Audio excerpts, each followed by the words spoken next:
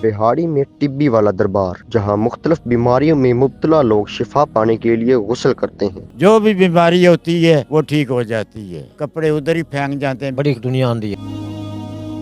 आज हम आपको एक ऐसे दरबार के बारे में बताने वाले हैं कि जहाँ पे जो मुख्तलिफ़ किस्म की बीमारी में मुब्तला लोग हैं वो यहाँ पर आके गुस्ल करते हैं और जो अपने उनके कपड़े होते हैं वो उतार कर यहाँ पे रख जाते हैं और इलाका मकीनों का ये कहना है कि वो लोग सेहत याब हो जाते हैं। इसी हवाले से हमारे साथ एक इलाका मकीन मौजूद है। हम इनसे जानते हैं कि इसके पीछे क्या हक़ाइक़ हैं। टिब्बी वाला बाबा मशहूर है। यहाँ एक बहुत बड़ा टिब होता था मिट्टी का, तो उससे मशहूर हुआ। लेकिन बाबा जी का असल नाम जो है मुनव्वर हुसैन शाह साहब सैयद हैं। ये मुल्तान से चले हैं तबलीग के लिए। ये मुल्तान में डेरा लगाया, इसीलिए मुल्तान जो है ना पीरों से पुर है। ये बड़े बरकत वाले बाबा हैं सर। ये लोग आते हैं बीमार, इधर आके नहाते हैं, कपड़े उधर ही फेंक जाते हैं बीमारी वाले और ये तंदुरुस्त हो जाए। यहाँ कोई हकीम नहीं बैठा हुआ कि हर बीमारी का इलाज उधर बताए। जो भी बीमारी होती है वो ठीक हो जाती है।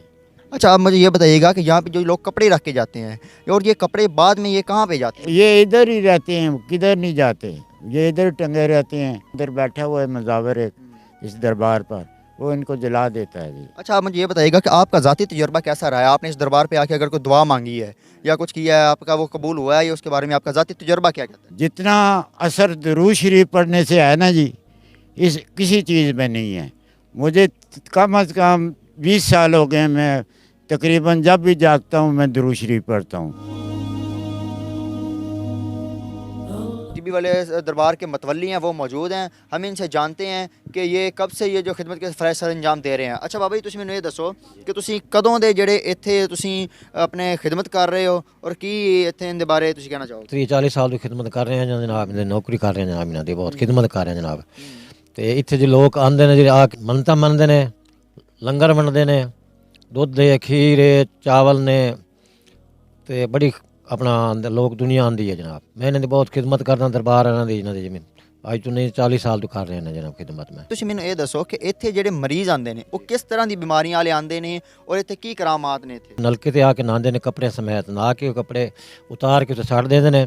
ਉਸ ਤੋਂ ਬਾਅਦ ਉਹ ਤੇਲ ਸਾਬਣ ਲੈ ਜਾਂਦੇ ਨੇ, ਸਾਬਣ ਇੱਥੇ ਛੱਡਣ, ਤੇਲ ਜਿਹੜਾ ਉਹ ਚਰਾਗਾਂ 'ਚ ਪਾ ਕੇ ਅੱਧਾ ਲੈ ਜਾਂਦੇ ਨੇ, ਅੱਧਾ ਇੱਥੇ ਰੱਖ ਜਾਂਦੇ ਨੇ ਜੀ ਚਰਾਗਾਂ ਦੇ ਵਿੱਚ। ਤੇ ਉਹ ਜਿਹੜੇ ਲੋਕ ਆਉਂਦੇ ਨੇ ਕੱਪੜੇ ਸਮੇਤ ਨਹਾ ਕੇ ਜਾਂਦੇ ਨੇ, ਕੱਪੜੇ ਨਵੇਂ ਪਾ ਜਾਂਦੇ ਨੇ, ਦੂਸਰੇ ਕੱਪੜੇ ਉੱਤੇ ਛੱਡ ਦਿੰਦੇ ਨੇ ਜੀ ਝਾੜ ਦੇ ਉੱਤੇ। ਉਹਨਾਂ ਨੂੰ ਸ਼ਿਫਾ ਹੋ ਜਾਂਦੀ ਹੈ ਮਰੀਜ਼ਾਂ ਨੂੰ ਜਨਾਬ। ਅੱਛਾ, ਤੇ ਜਿਹੜੇ ਲੋਕ ਇੱਥੇ ਆਉਂਦੇ ਨੇ ਉਹ ਆਪਣੀ ਮੰਨਤ ਮੰਗਦੇ ਨੇ ਜਾਂ ਨਹਾਉਂਦੇ ਨੇ, ਨਹਾਉਣ ਤੋਂ ਬਾਅਦ ਉਹ ਚਲੇ ਜਾਂਦੇ ਨੇ, ਜੋ ਦੁਬਾਰਾ ਆਉਂਦੇ ਨੇ ਔਰ ਉਹਨਾਂ ਦਾ ਕੀ ਕਹਿਣਾ ਹੈ ਕਿ ਇਹਦੇ ਬਾਰੇ ਕੀ ਤਜਰਬਾ ਰੱਖਦੇ ਨੇ ਕਿ ਇਹ ਚੀਜ਼ ਆਪਣੇ ਸਿਹਤਯਾਬ ਹੋ ਰਹੇ ਨੇ ਕਿ ਜਾਂ ਕਿਸ ਤਰ੍ਹਾਂ ਦੇ? ਬਿਲਕੁਲ ਜੀ ਹੋ ਰਹੇ ਨੇ ਸਿਹਤਮੰਦ। ਨਲਕੇ ਤੇ ਨਹਾਉਂਦੇ ਨੇ, ਨਹਾ ਕੇ ਇਹਨਾਂ ਨੂੰ ਬੜੀ ਸ਼ਿਫਾ ਹੋ ਜਾਂਦੀ ਜੀ ਸਾਰਿਆਂ ਨੂੰ। ਖਰਸੀ ਵਾਲੇ ਜੋ ਲੋਕ ਆਉਂਦੇ ਨੇ, ਫਿੰਸੀਆਂ ਫੋੜੇ ਵਾਲੇ ਆਉਂਦੇ ਨੇ, ਲੋਕ ਬਿਮਾਰ ਲੋਕ ਆਉਂਦੇ ਨੇ, ਉਹ ਨਲਕੇ ਤੇ ਨਹਾਉਂਦੇ ਨੇ, ਨਹਾ ਕੇ ਤੇ ਸ਼ਿਫਾ ਹੋ ਜਾਂਦੀ ਹੈ ਇਨਸ਼ਾਅੱਲਾ ਉਹਨਾਂ ਨੂੰ ਜੀ। ਦੱਸੋ ਜੀ, ਤੁਹਾਨੂੰ ਕੀ ਮਸਲਾ ਸੀ ਔਰ ਹੁਣ ਤੁਸੀਂ ਕਿਵੇਂ ਮਹਿਸੂਸ ਕਰ ਰਹੇ ਹੋ? ਸਾਨੂੰ ਐਲਰਜੀ ਸੀ ਪਹਿਲੇ ਬੜੀ। ਅੱਛਾ, ਇੱਥੇ ਆਏ ਨਲਕੇ ਤੇ ਨਹਾਤਾ, ਕੱਪੜੇ ਚੇਂਜ ਕਰਕੇ ਗਏ, ਦੂਸਰੇ ਪਾ ਕੇ ਹੁਣ ਬਿਲਕੁਲ ਠੀਕ ਹੋ ਗਏ। ਹੋਰ ਬਾਬੇ ਦੇ ਬੜੇ ਕਰਮਾਤ ਨੇ। ਅੱਛਾ, ਜੇ ਕਿਸੇ ਮੰਨਤ ਮੰਨਦੇ ਨੇ ਪੂਰੀ ਹੁੰਦੀ ਹੈ। ਤੇ ਕਿਸੇ ਦੇ ਘਰ ਪੈਸ ਨਹੀਂ ਹੈ, ਉਹ ਆ ਕੇ ਦੁਆ ਮੰਗ ਜਾਂਦੇ ਨੇ, ਫਿਰ ਅੱਲਾਹ ਤਾਲਾ ਉਹਨਾਂ ਨੂੰ ਛੋਟਾ ਜਿਹਾ ਜਾਨਵਰ ਦੇ ਦਿੰਦਾ, ਪੈਸ ਬਣ ਜਾਂਦੀ। ਕਿਤੇ ਸੂਵੇ ਤੇ ਦੁੱਧ ਲੈ ਆਉਂਦੇ ਨੇ, ਕੋਈ ਖੀਰ ਪਕਾ ਕੇ ਲੈ ਆਉਂਦੇ ਨੇ, ਉਹਦੀ ਮੰਨਤ ਪੂਰੀ ਹੋ ਜਾਂਦੀ ਹੈ।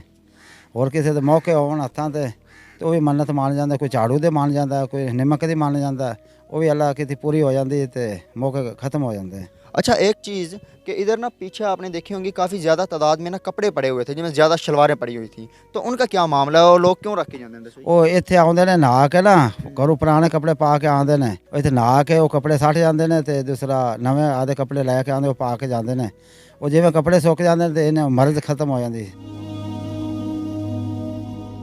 जी बिल्कुल नाज़रीन, हमारे साथ एक खातून भी मौजूद हैं जो यहाँ पे आए हुए हैं, हम इनसे जानते हैं। अच्छा माँ जी, सानू ये दसो कि तुसीं इत्थे क्यों आए जी और की मामला है? ठीक होने वास्ते आए, असीं इत्थे आन के नहाता, कपड़े बदले, असीं हुण ठीक हो गए।